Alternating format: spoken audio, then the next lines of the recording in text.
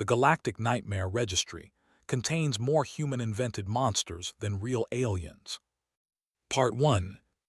X had evaluated 73 species during his career as a for the Galactic Consortium. He had studied the fear responses of creatures with 12 legs, analyzed the nightmares of gas-based, and documented the cultural anxieties of hive minds that thought as one. In 40 years of service, nothing had ever truly disturbed him. The process was always the same. Arrive at a newly contacted world, study their psychology, identify their fears, cross-reference with the Nightmare Registry, and file a report. Earth should have been no different. His ship entered orbit around the blue planet on a Tuesday morning local time. The humans had been expecting him. They were eager, almost embarrassingly so, to join the consortium. They had prepared presentations, cultural databases, and even a welcoming committee. X appreciated their enthusiasm, though he found their two-armed, two-legged bodies disturbingly simple. They looked fragile, almost unfinished. Dr. Sarah met him at the landing site. She was herself, one of humanity's leading experts in alien contact protocol. She smiled constantly, showing her teeth. X had read that this was a friendly gesture among humans, though it looked predatory to his people. "Welcome to Earth," she said, extending her hand. X knew this meant he should grasp it and move it up and down. The gesture felt strange, but "Thank you for your hospitality," he replied through his translator. "I am here to conduct the standard psychological evaluation. It is merely a formality." "Of course," Sarah said. "We've prepared everything you need. Full access to our cultural databases, psychological studies, historical records, whatever you need." X settled into the research facility they had prepared for him. It was comfortable enough, though the gravity was slightly higher than he preferred. He began his work the way he always did, accessing Earth's digital archives. He wanted to understand human fears, their nightmares, their monsters. Every species had them. Fears revealed a species' evolutionary history, their survival challenges, their deepest instincts. He started with what humans called horror fiction. It seemed to be an entire genre dedicated to scaring themselves for entertainment. X found this odd. Most species avoided thinking about their fears unless necessary. Humans seemed to enjoy it. The first entry he examined was about creatures called vampires. They were described as immortal beings that drank blood, feared sunlight, and could be killed with wooden stakes through the heart. Humans had thousands of stories about them. Movies, books, television shows. They were everywhere in human culture. X felt a chill run through his body. He opened the Nightmare Registry, the consortium's database of every dangerous creature encountered in 40,000 years of space exploration. He searched for blood-sucking predators with sunlight sensitivity. The entry appeared immediately. The sanguine plague of Nebula 7, documented 8,000 years ago. A species of predators that fed on hemoglobin-based blood, hunted at night, and suffered cellular breakdown in ultraviolet light. Wooden stakes were found to be effective because they introduced bacterial contamination that the predators' immune systems couldn't fight. It was nearly identical to Earth's vampires, but humans had invented vampires centuries before leaving their planet, centuries before meeting any alien species. X told himself it was coincidence. The galaxy was large. Parallel evolution could produce similar creatures. He moved to the next entry. Werewolves, humans called them. Humans who transformed into wolf-like beasts, usually during full moons. They were strong, fast, and could only be killed with silver. X searched the registry. His hands trembled as he typed. The incidents, documented 12,000 years ago. The species of planet IV had been infected by a prion disease that caused periodic transformation into an aggressive, beast-like state. The transformation was triggered by gravitational fluctuations from their planet's large moon. Silver compounds disrupted the prion structure, making it the only effective treatment. Two perfect matches. X spent the next 6 hours searching. He looked up zombies, humans infected by diseases that made them mindless and violent. The registry showed 17 separate fungal and viral outbreaks across 9 species that matched the description. He searched for mind flayers, creatures that ate brains and controlled minds. The registry documented the crisis of the Andromeda sector 3,000 years ago. He searched for the perfect organism from human movies that gestated inside hosts and had acid for blood. The hive had encountered exactly this creature on Colony 7 and barely escaped. He searched for creatures humans called the Thing, a shape-shifting parasite that perfectly mimicked its victims. The paranoia wars of Sector 19 had been caused by exactly such an organism. By evening, X had checked 200 human-invented monsters. 136 of them matched entries in the Nightmare Registry. 68%. That was impossible. That was statistically impossible. He called for Dr. She arrived within the hour, still smiling. "How's the research going?" she asked. "Sit down," X said. His voice was shaking. "Please sit down."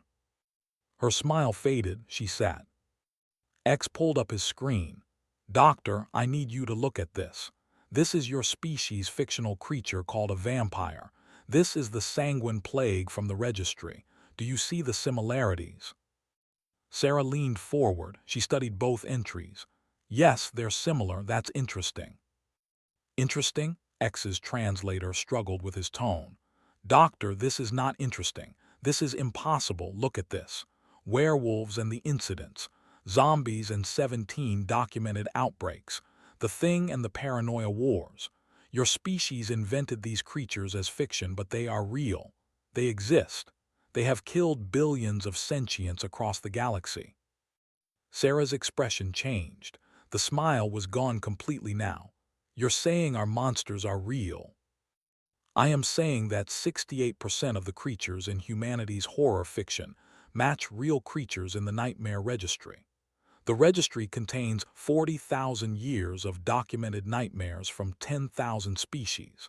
And somehow, a species that has never left its planet has imagined more of these nightmares than all other species combined." Sarah stood up. She walked to the window and stared out at the city below. "That can't be right. It has to be coincidence." "I thought so too," X said. "But the probability of this many matches occurring by chance is less than 1 in 10 trillion. Doctor, I have been doing this job for 40 years. I have never seen anything like this. Never." "What are you saying?" X pulled up another file. "I am saying that I found a creature in your database called. It is described as an entity whose geometry causes madness in those who perceive it. The fled there 2,000 years ago from entities they could only describe as angles that should not exist. Their entire species became refugees because of something that matches what your writer HP invented in 1928. Sarah turned back to him. Her face had gone pale. "Show me more." For the next 3 hours, X showed her everything. The matches, the similarities, the impossible coincidences. With each new example, Sarah's expression grew more disturbed. She stopped arguing. She stopped suggesting it was chance. Finally, she spoke. "What does this mean?" "I do not know," X admitted. "I have 3 theories. 1. Your species has somehow been exposed to information from across the galaxy without realizing it. 2. These creatures evolved on Earth first and somehow spread across the galaxy. 3. There is something about Earth or humanity that allows you to predict or imagine threats that will appear in the galaxy. Which do you think is right?" "I do not think Theory 1 is possible. Your planet has been isolated. Theory 2 is equally unlikely. The timeline does not work. Most of these creatures appeared in the galaxy before humans evolved." He paused. "I think Theory 3 is correct. I think something about your species, or your planet, or your evolutionary history has given you the ability to imagine the galaxy's nightmares." Sarah sat back down. She looked exhausted. "What happens now?" "Now," X said, "I need to understand why. I need to understand how a species that has never left its planet can imagine horrors that have terrorized civilizations for. I need to understand what makes humanity special. He pulled up a new screen. Doctor, I need you to assemble a team. Evolutionary psychologists, anyone who can help explain this. Because if I report this to the consortium without an explanation, they will not allow humanity to join. They will quarantine your planet. Some of them will call for your extinction. Sarah's eyes widened. Why?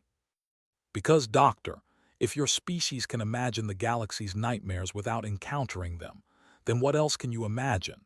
What other horrors exist in human fiction that the galaxy has not yet encountered? He leaned forward. The consortium has spent 40,000 years running from nightmares and documenting them in a registry of shame. If humanity is the source of those nightmares, then you are the most dangerous species we have ever encountered. The room fell silent. Outside, the sun was setting over Earth, painting the sky in shades of red and orange. Somewhere in that city, humans were writing horror stories, making scary movies, inventing new monsters for their own entertainment. And somewhere in the galaxy X knew those monsters were probably real. Part 2. Sarah did not sleep that night. She sent messages to colleagues across the globe, assembling the team that X had requested. By morning, 15 of humanity's best minds had arrived at the facility. They included evolutionary biologists, psychologists, paleontologists, and even a horror novelist named who had written 30 books about monsters. X addressed them in the conference room. Thank you for coming. I assume Doctor has explained the situation. The scientist nodded, raised his hand like a student. Just to be clear, you're saying my monsters are real. 68% of humanity's fictional monsters match real creatures documented in the Galactic Nightmare Registry, X said. Including 7 of yours, mister. Looked like he might faint. Which 7? We will discuss that later. Right now, I need to understand why this is possible. Why can humans imagine creatures they have never encountered? X pulled up an image of Earth. I believe the answer lies in your planet's history. Tell me about Earth. Doctor, the evolutionary biologist, stood up. She was a small woman with gray hair and sharp eyes. Earth is old, 4.5 billion years. Life began here about 3.5 billion years ago. Similar to most inhabited worlds, X said. Yes, but Earth's history is violent, unusually violent, pulled up a timeline. 2.5 billion years ago, cyanobacteria evolved and began producing oxygen. Oxygen was toxic to most life at the time. It caused the first mass extinction. We call it the Great Oxidation Event. It killed almost everything. X shifted in his seat. Your planet poisoned itself. Yes, and it happened again. 5 major mass extinctions in total.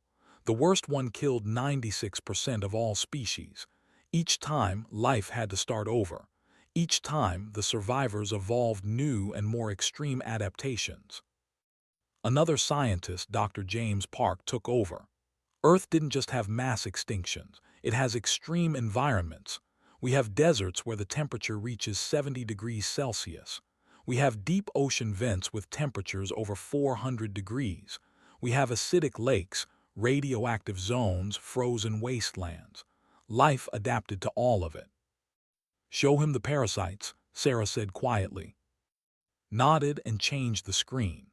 Earth has parasitic wasps that lay eggs inside living hosts. The larvae eat the host from the inside. We have fungi that infect ants and control their behavior, forcing them to climb to high places before the fungus erupts from their heads to spread spores. We have viruses that rewrite cellular DNA. We have bacteria that can survive in nuclear reactors. X stared at the images. These exist on Earth now. Yes, and humans evolved alongside them.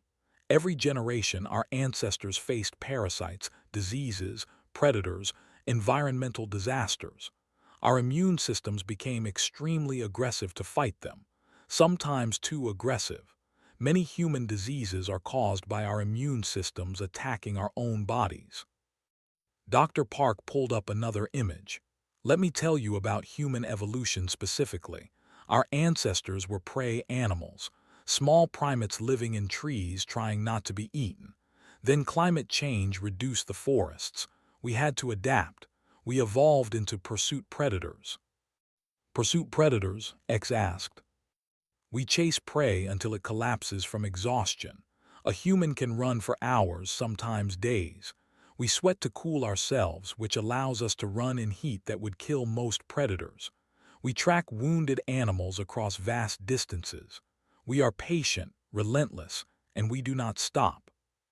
Spoke up. We literally run animals to death. There are still tribes that hunt this way. They follow an antelope for 8 hours in the desert sun until it physically cannot run anymore. Then they walk up and kill it. X felt his blood run cold. You are persistence predators. Yes, and it gets worse. Dr. Park smiled, though it did not look friendly. Humans can override their body's safety limits.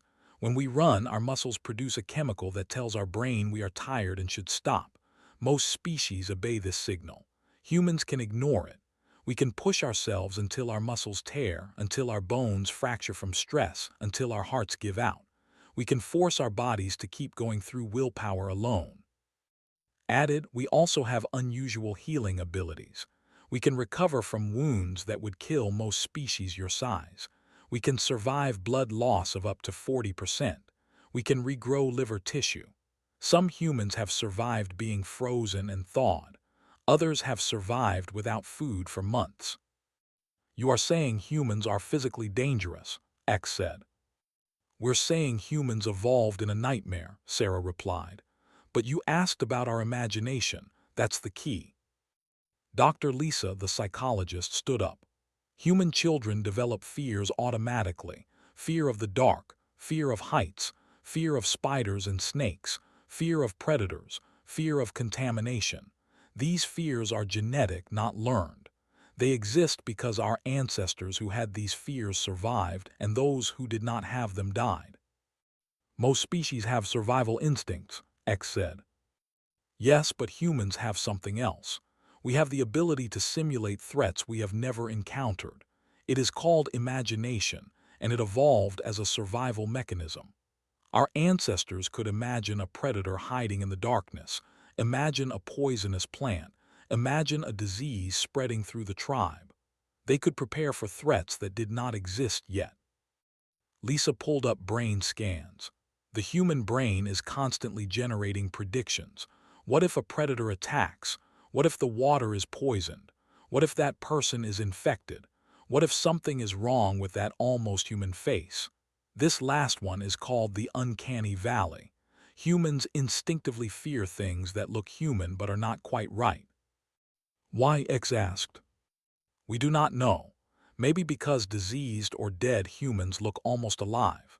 Maybe because there were other human species we competed with. Maybe because some parasites or diseases change human behavior, and we needed to identify infected individuals. Whatever the reason, humans are terrified of things that look human but are not. Spoke again. This is why we create horror fiction. We are simulating threats. When I write about a vampire, I'm exploring how to survive a predator that is stronger and faster than us. When I write about zombies, I am exploring how to survive when our own species turns against us. When I write about parasites that take over human bodies, I am exploring our fear of contamination and loss of self. You write these stories for entertainment, X said. Yes, because we have gotten so good at survival that we need to invent new threats to prepare for. Earth does not have vampires, so we made them up.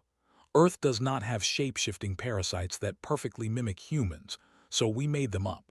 Our imagination evolved to predict threats, and now it is so powerful that we predict threats that do not exist on Earth.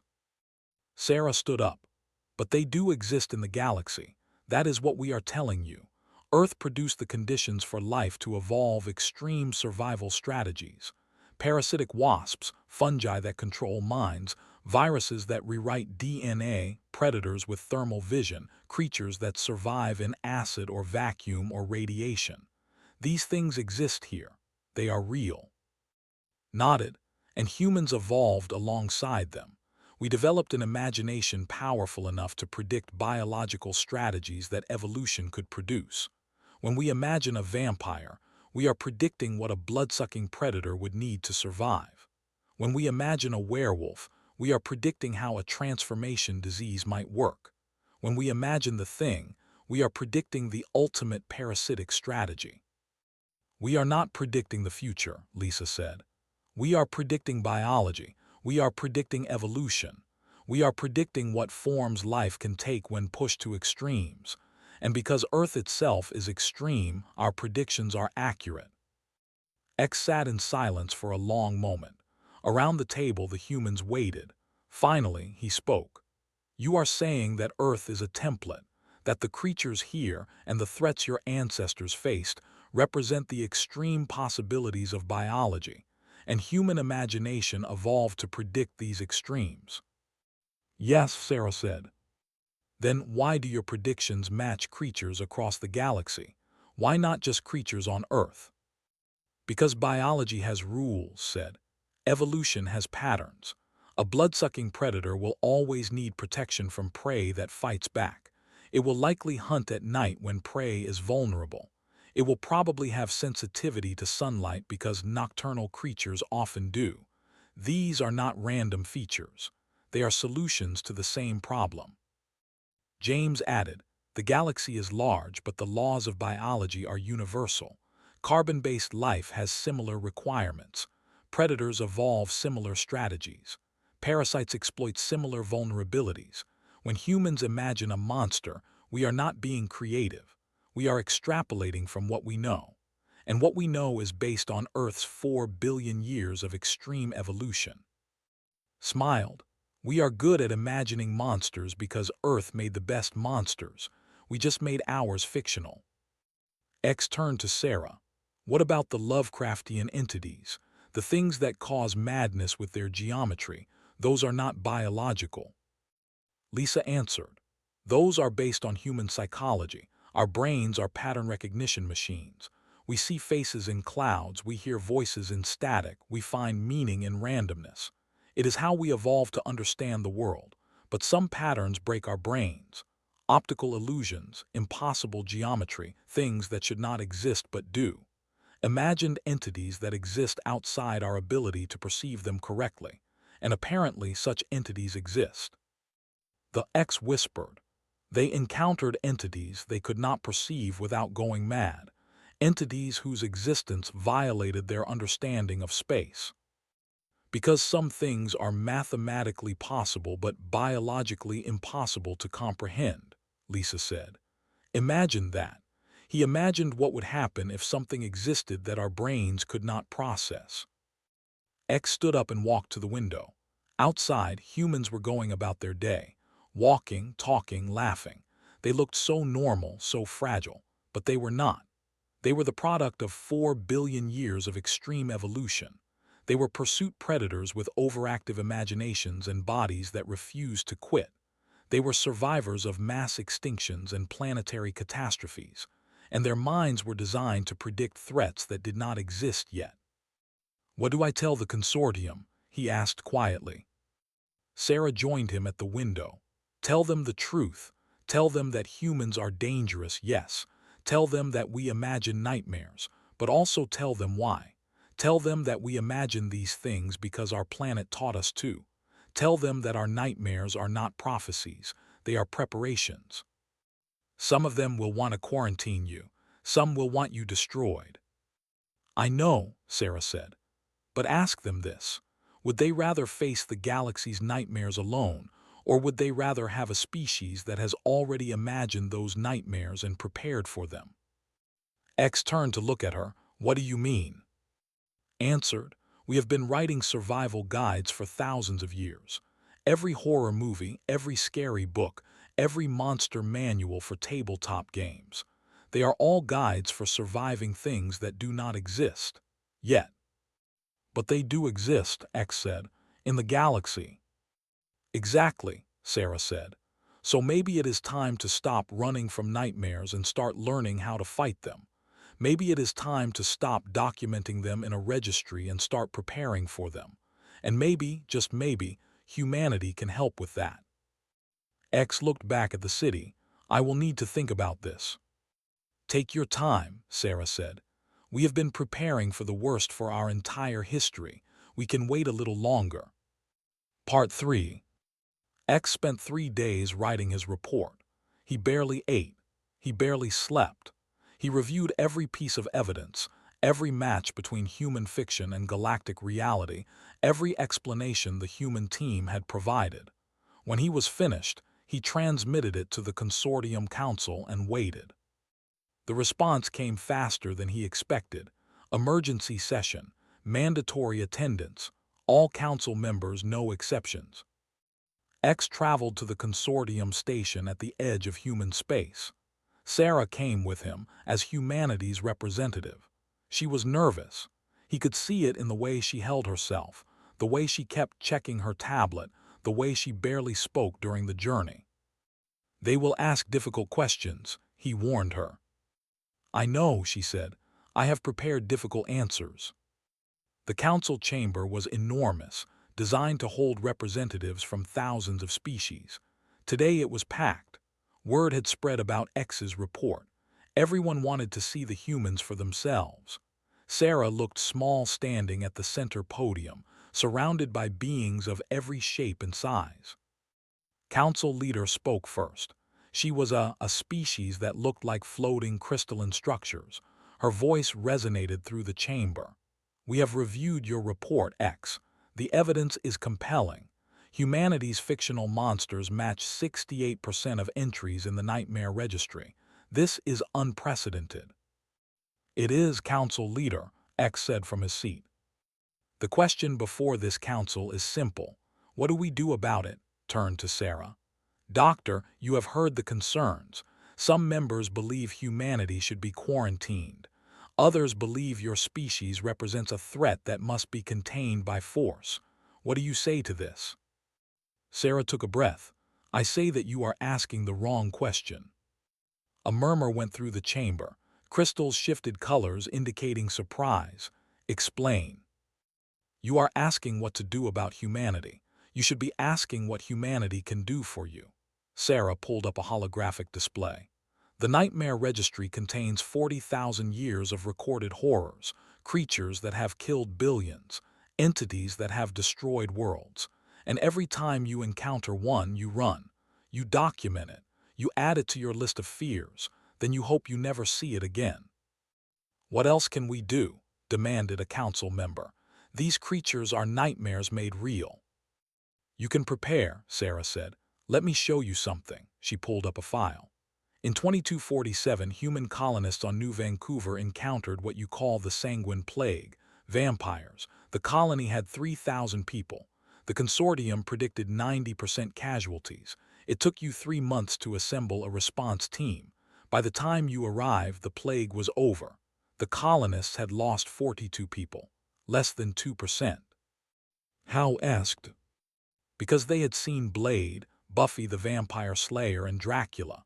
They knew what vampires were. They knew the weaknesses. They made wooden stakes from local trees. They used UV lamps from the hydroponic gardens. They organized patrols and set up safe zones. They had a response plan within 6 hours because humans have been writing survival guides for vampires for centuries. Sarah pulled up another file. In 2251, a mining station encountered what you call the infection, werewolves. Consortium estimated 95% casualties. The human miners lost 8 people. They welded silver from their electronics into bullets. They locked down during gravitational surges from the moon. They had protocols ready because every human knows how to survive a werewolf outbreak. These are 2 incidents, a council member said. Anecdotes. I have 47 more, Sarah said. She displayed them all. Human explorers encountering mind flayers and using sound weapons because our fiction told us psychic creatures hate noise. Human scientists facing a thing outbreak and using blood tests for detection, just like in the movies. human soldiers fighting zombie fungus with fire protocols developed from video games. In every case, humans had lower casualties than any other species facing the same threat. Do you know why? The chamber was silent. Because we had already imagined it. We had already written the survival guide. We had already made the movie showing how to win. When the consortium sees a nightmare, they see something new and terrifying. When humans see a nightmare, we say, "Oh, this is episode 7 of season 3. We have been training for this our entire history." X stood up. The humans are correct. I reviewed their military and civilian response data. In every encounter with a creature from the Nightmare Registry, humans have achieved survival rates 20 to 40% higher than consortium average. They do not run. They do not panic. They fight and they win. Because Earth made us this way, Sarah continued. We are pursuit predators from a nightmare planet. We evolved to chase threats down and destroy them. We evolved to imagine threats that do not exist yet. You see this as dangerous. I see it as an opportunity. What kind of opportunity? Asked. Sarah pulled up one final display. The Nightmare Registry contains 10,000 entries, 10,000 creatures that have terrorized the galaxy. You have been running from them for 40,000 years. Humans have fictional counterparts for 6,800 of them. We have survival guides, documented weaknesses, tactical approaches, strategic countermeasures. We have been writing them for entertainment, but they work. They save lives. She looked around the chamber. The remaining 3,200 creatures in your registry, the ones humans have not invented yet. Give us 6 months. Our horror writers, game designers, movie directors, and military strategists will imagine counters for every single one. We will give you a combat guide for every nightmare in the galaxy. You cannot be serious, a council member said. I am completely serious. You have spent 40,000 years being afraid. Let us spend 6 months teaching you how to fight back. Sarah's voice grew stronger. But we will not stop there. You want to know what makes humanity dangerous? I will tell you. We do not stop at what exists. We imagine what could exist. We imagine worse. She pulled up images of creatures from human fiction that had no match in the registry. These do not exist yet, but they might. Creatures that swim through space, parasites that live in quantum states, predators that hunt through time, entities that exist only in dreams. We have imagined thousands of nightmares that the galaxy has not encountered yet, and we have imagined how to survive them. You want us to prepare for things that do not exist, sounded incredulous. Yes, Sarah said firmly, because they will exist. The galaxy is large. Evolution is creative. Biology finds ways. You have already seen that 6,800 of our nightmares were real.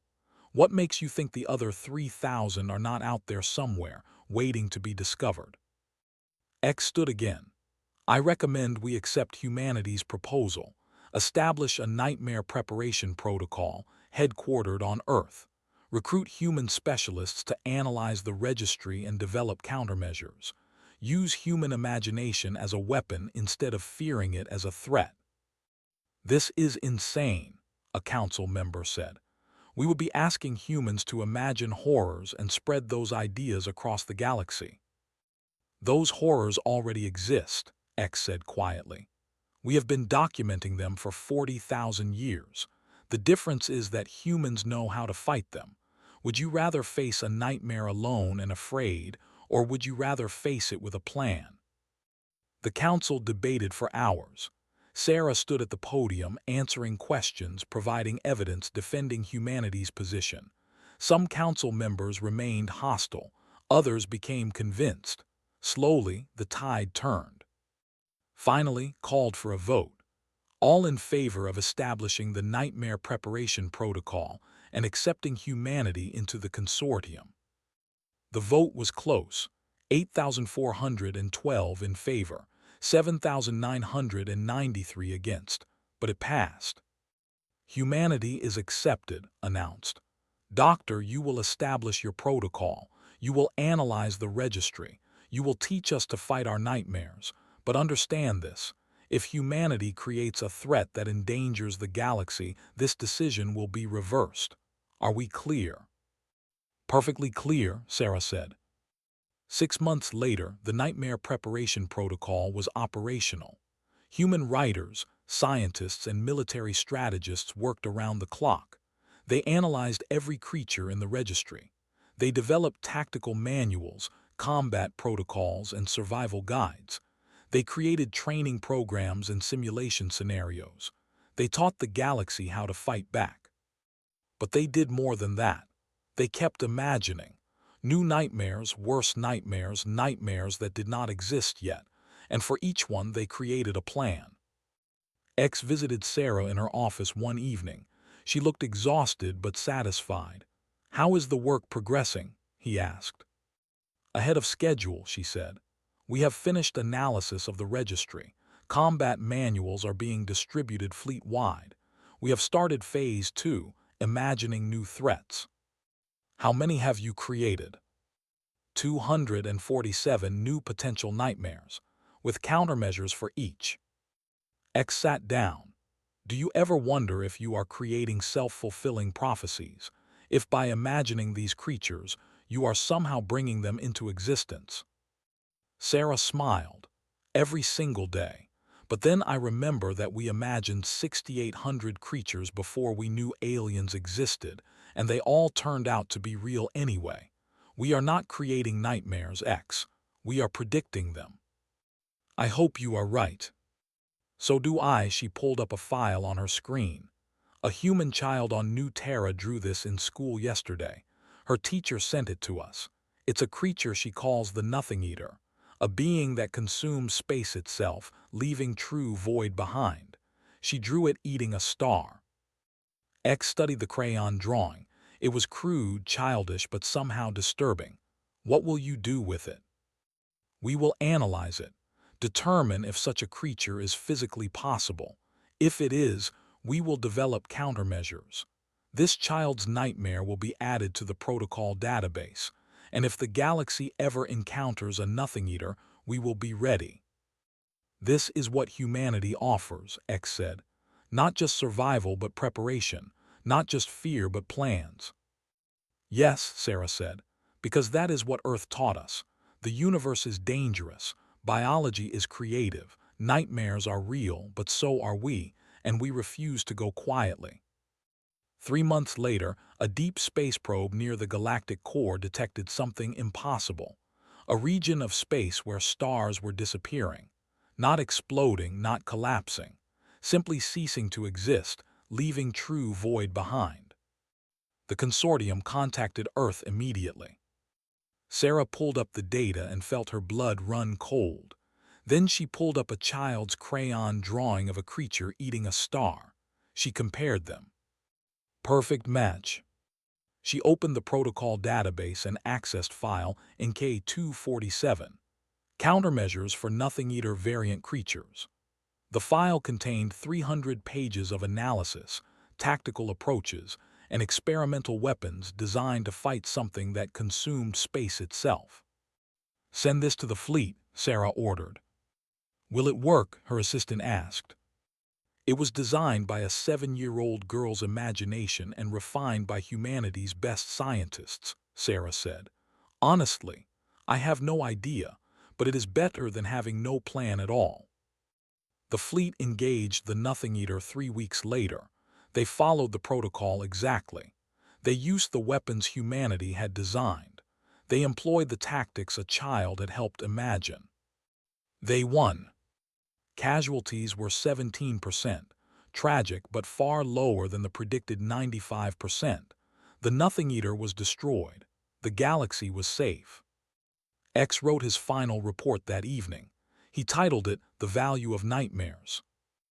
In it he wrote, "Humanity spent 200,000 years terrifying themselves for entertainment.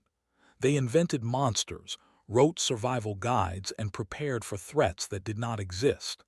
The galaxy spent 40,000 years being terrorized by real monsters, documenting them in a registry of shame, and running in fear." When these two perspectives met, humanity offered something the galaxy had never considered: preparation instead of panic, plans instead of fear, light instead of darkness. A human child imagined the Nothing Eater. Humanity destroyed it. This is their gift to us, not the absence of nightmares but the tools to fight them. Perhaps the real nightmare was never the monsters. Perhaps it was our belief that we were helpless against them. Humanity has taught us otherwise. For that, we should be grateful. For that, we should be hopeful. The darkness is vast, but we no longer walk through it alone. We walk with